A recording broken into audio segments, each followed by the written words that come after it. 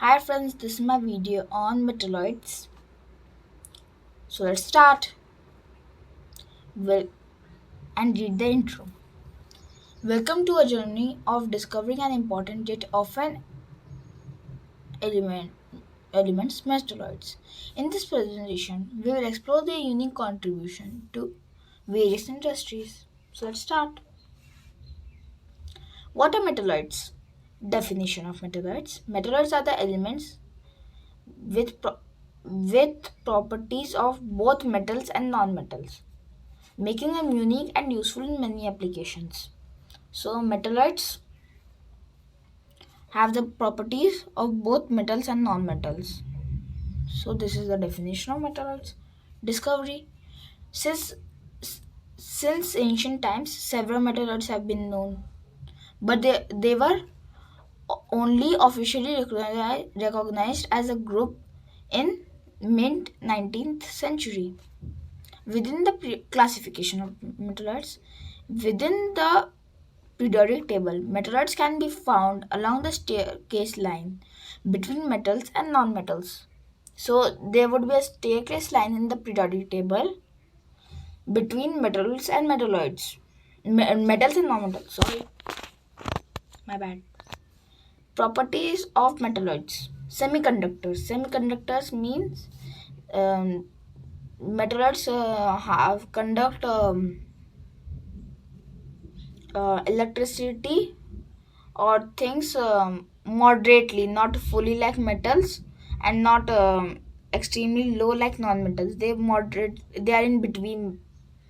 So some metalloids such as silicon and germanium and have intris- intrinsic semiconductor properties, making them useful in electronic and computing. So they are some metalloids such as silicon and germanium are semiconductors. So they are useful in making of electronics and computing. Brittleness. Brittleness or brittle is a property of a element of any element, usually metalloids and non-metals, from which we can from which means that any element can be break easily when subjected to stress. So many metalloids are brittle and break easily when subjected to stress, but they can also be very hard and resistant to wear. So some metalloids are brittle, but some can be very hard and resist wear. Variable reactivity. Metalloids display a range of reactivity from very stable from to highly reactive under certain conditions. So metalloids are of both types. Some are very stable, like let me think of an example. Oxygen. I think oxygen is as far as I know, oxygen is um, st- stable to while highly reactive, like sodium. And intermediate conductivity. Between metals and non-metals, metalloids have a range of conductivities, some of which conduct electricity and heat moderately well. So, as I said that in the scale of conductivity, we can say metals are in the highest place, and then in the lowest place are non-metals, and between is the are the metalloids. Some can conduct electricity well, and some can conduct heat well, or some can conduct both well. Common examples of metalloids. Silicon. First example is silicon. Second, arsenic. Third, antimony and boron.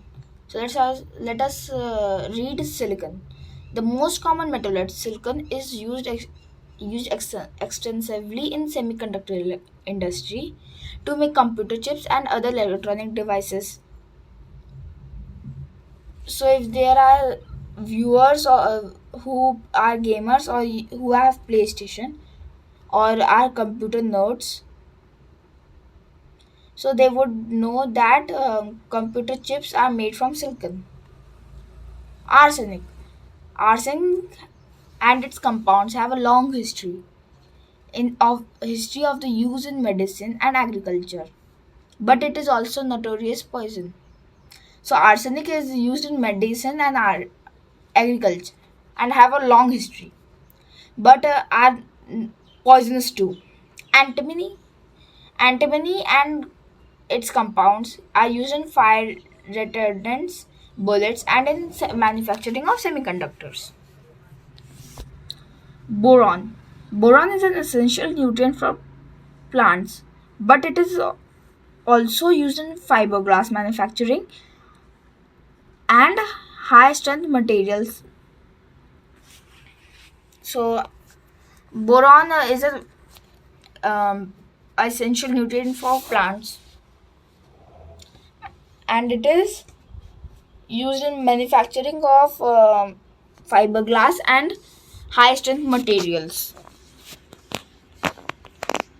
So use of metalloids in industries. Semiconductor industry. Metalloids such as silicon and germanium are essentials for manufacturing of electronic devices like computer chips and transistors. Transistors, I think some people will be knowing, are some are a thing are things which like we use chips in fourth we used chips in fourth generation computers. Then like that similarly in third or second generation computers transistors were used as a main component. Like chips are the main component of fourth generation, were the were the main component of the fourth generation computers. So the transistors were the mm, main component of the third or second generation computers. You might be you heard me saying fourth and were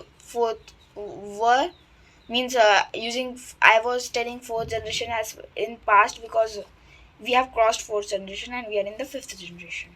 You all might be knowing that. Metallurgy and alloys. Boron and other metalloids are added to metals and alloys to improve their strength and other properties. Medicine and agriculture. Compounds of arsenic and other metalloids have been used in medicines and pesticides for centuries. Metalloids versus metals and non-metals. So these are differences between the three types of elements: metals, non-metals, and metalloids. Metals are known for their high conductivity, ductility, malleability, and are great conductors of heat and electricity. So, as in the last video of metals and non last video of this series, which was metals and non-metals, last video of which series is this metal types of this metals and non-metals and metalloid series. I told that metals were malleable, ductile, and had high and conduct electricity and heat well. So malleability is the feature of an element to um, mold it into thin sheets, and ductility um, is a feature of a element to convert it easily into thin wires. Non-metals such as carbon and sulfur are are typically insulators and do not conduct heat or electricity well. Simple.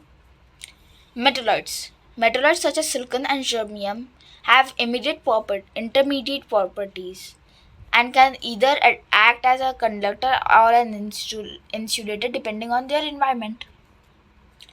Importance of metalloids in technology and electronics. Computer chips and transistors.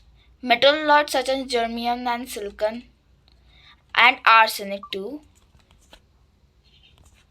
are essential for the manufacturing of electronic devices like computer chips and transistors. Solar cells.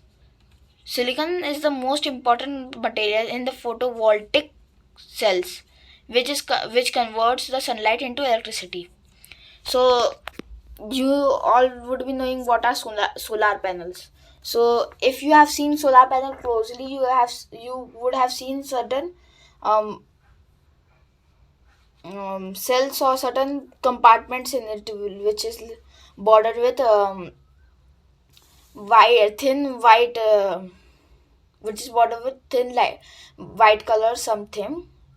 So the cells are made up of silicon, which is the common material for photovoltaic cells. Photovoltaic cells are the cells which convert electricity, sunlight into electricity. Like you can see, photo means light. The light and voltaic is electricity. We can relate it from that. So photovoltaic cell in the common material for photovoltaic cell is silicon. LEDs, gallium. LEDs is the yeah, is no stand is stand stand sorry st- LED stands for light emitting diode. Gallium, a metalloid, is used in manufacturing of light emitting diodes, which are commonly used in electronic displays. So you might be knowing the displays like LCDs and LEDs. LCD stands for liquid crystal display, and LED stands for light emitting diodes. You might also be having LED lights in your homes. So, conclusion: Metalloids are the group of elements that have unique properties and that make them essential for a wide variety of applications. Despite underappreciated, despite of their importance, metalloids are often overlooked and in discussions of periodic table. Future applications: as technology advances, metalloids are poised to play an important and even larger role in the development of new technologies, materials, and devices. So now today's question: what is the metalloid used in which is used in LEDs? Please answer the question in the comment box below. Thank you. Please subscribe, like, and share my video.